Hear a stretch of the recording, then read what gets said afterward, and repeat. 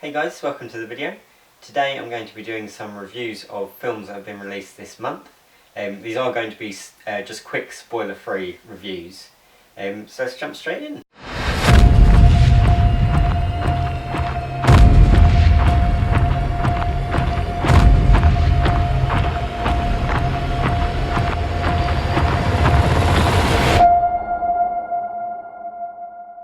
The first film that I saw this month was 1917.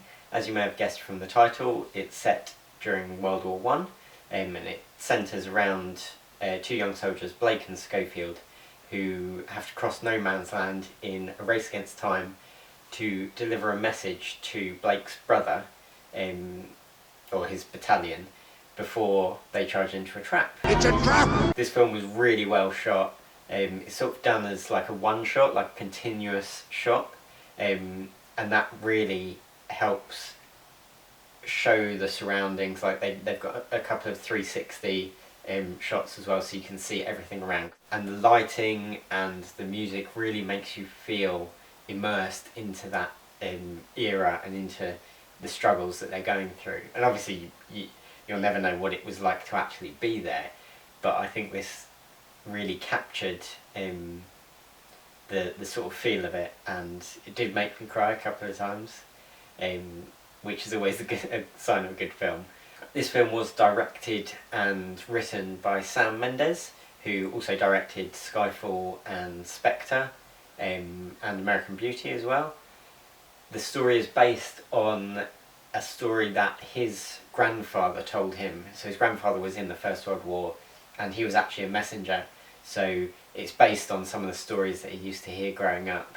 So it's really cool that he had his grandfather to sort of like set the scene for this film. Film stars relative newcomers Dean Charles Chapman and George McKay as Blake and Schofield respectively, and there's also some cameos from Colin Firth, Andrew Scott, Mark Strong, Benedict Cumberbatch, and then there's also Adrian Scarborough, who plays Pete in Gavin and Stacey, which is quite funny to see him in that. I'd give this film 8 out of 10 jacks, because it was just so moving and it really felt like you were immersed into that era and their storyline.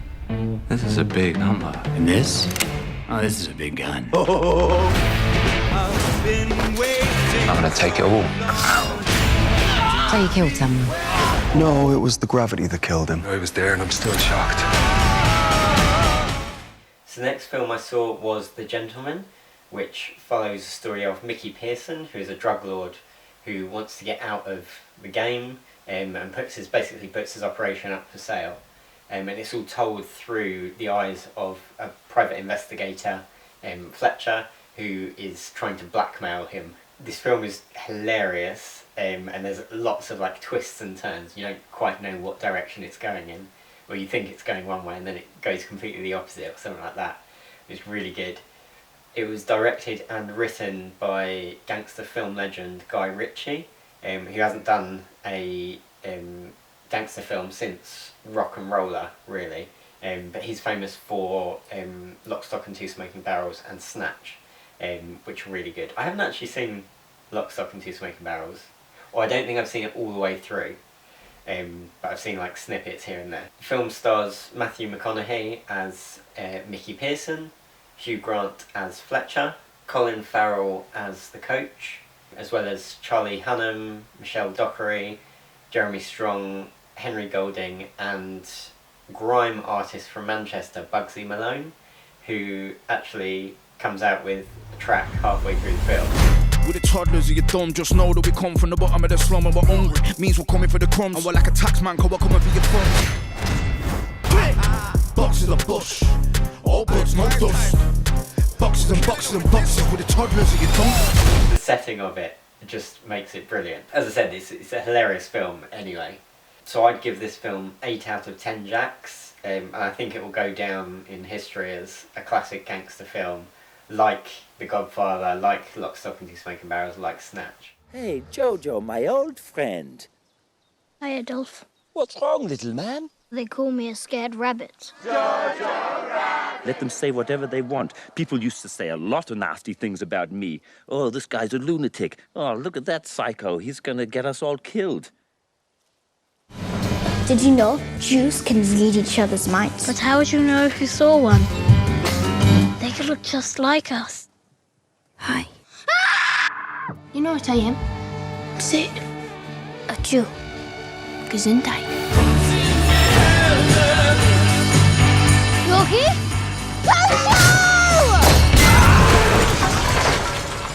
Oh, God. The next film I saw was JoJo Rabbit, which is a satirical film set towards the end of World War II, all based around Jojo Betzler, who is a 10-year-old German boy who adores Hitler and joins the Hitler Youth, and later finds out that his mum is hiding a Jew in their house. So it's all about him taking advice from his imaginary friend who is Hitler, and finding out about this Jewish girl. This film was very predictable, but also hilarious. I did question why there were certain shots or certain angles, but then it later turned out that these were really key to the film and getting across a certain message, or like foreshadowing a certain thing. I don't want to give away any spoilers, but it was really good. So the film was directed and screenplay was written by Taika Waititi, who did Thor Ragnarok. The story is actually based on a book called Caging Skies by Christine Lunans, so I'm going to have to give that a read and see what that's like, because it's a hilarious film and I want to see how closely the film is to the book. JoJo is played by Roman Griffin Davis, and Thomasin McKenzie features as the Jew Elsa. Other cast members include Scarlett Johansson as JoJo's mother Rosie, Sam Rockwell as Captain K, Rebel Wilson as Fräulein Rahm, and there's also a cameo from Stephen Merchant as well, which is brilliant because he's so English, yet he's playing a Gestapo agent, which is brilliant. I would give this film 8 out of 10 Jacks because it's got the balance of satire and tackling a serious issue. In these streets, I never trusted anybody but you. I'm asking you, man. Bad boys. One last time. One last time. I'm the definition of half man, half drugs. Ask the clubs. Cause it's bad boy for life. Bad boys. Hey, what she gonna do? What she gonna do when we come in? No, never. Y'all will never do that again. Next up I saw Bad Boys for Life, or Bad Boys 3, and if you've seen the other two Bad Boys films, then this is a continuation of them. It basically centres around someone from one of Mike's old cases getting revenge by killing some people around him. So this film was quite funny, and they're actually planning to do another one. There is a mid-credits teaser, so if you do go and see it, then make sure to stick around for the credits. A fourth film had been planned for a while, but I think they just wanted to see how Bad Boys for Life did at the box office on its opening weekend, to see if people would still like it. Will Smith and Martin Lawrence reprised their roles as Mike and Marcus, respectively, with Joe Pantoliano returning as their captain. Bad Boys for Life also features Paula Nunes, Kate de Castillo, Jacob Shippo, Charles Melton, Alexander Ludwig, who played Kato in the first Hunger Games, and Vanessa Hudgens, who I didn't actually realise was Vanessa Hudgens until I checked afterwards. And then there's also a cameo from DJ Khaled. Another one. I'd probably give this film 5 Jacks out of 10 because it lost a bit of its drive after such a long hiatus between Bad Boys 2 and this one. It was 17 years that it took for them to release this new film.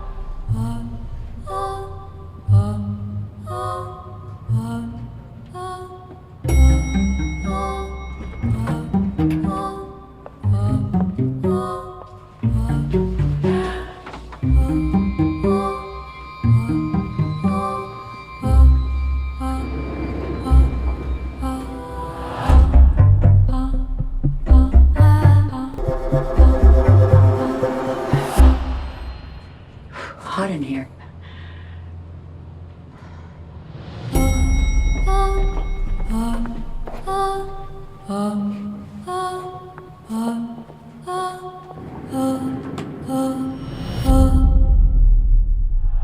the final film that I saw was Bombshell. So this is the true story of systemic sexual assault at Fox News. Now, I can't put into words my feelings about this film. I was absolutely disgusted by it because of the subject matter and the fact that this actually happens in today's world, and there's still like victim blaming, and I just can't even talk about it. This reminded me a bit of 13 Reasons Why in the way that it made me feel, because again when I watched that I was just disgusted with society and the fact that these things happen in this day and age. But I definitely think it needed to be made. This film was directed by Jay Roach, who also directed the Austin Powers films and the first two Meet the Parents films as well. It stars Charlize Theron as Megyn Kelly, Nicole Kidman as Gretchen Carlson, Margot Robbie, Kate McKinnon and John Lithgow as Roger Ailes. Netflix viewers may also recognise Darcy Carden, who plays Janet in The Good Place, Bridget Lundy Payne, who plays Casey in Atypical, and also Ben Lawson, who plays Damien in Designated Survivor. There's also a cameo from Malcolm McDowell, who plays Rupert Murdoch. I'd probably give this film 9 out of 10 jacks because it was really hard hitting, and it was something that really needed to be made, I think. Although allegedly it doesn't show how bad it was, and probably still is. So I saw all these films in one day using my Cineworld Unlimited card. This is just £18.40 a month, and you can see as many films as you want, and get discounts on food and drink, not only at Cineworld but also at selected restaurants as well. If you'd like a month of films free, then use the referral code down below when you sign up for your Cineworld Unlimited card. Thanks for watching. If you liked this video then please leave me a thumbs up and let me know in the comments down below what you thought of these films, or if you saw any other films this month. Also, don't forget to subscribe and hit that notifications bell so that you never miss a video. Talk to you later.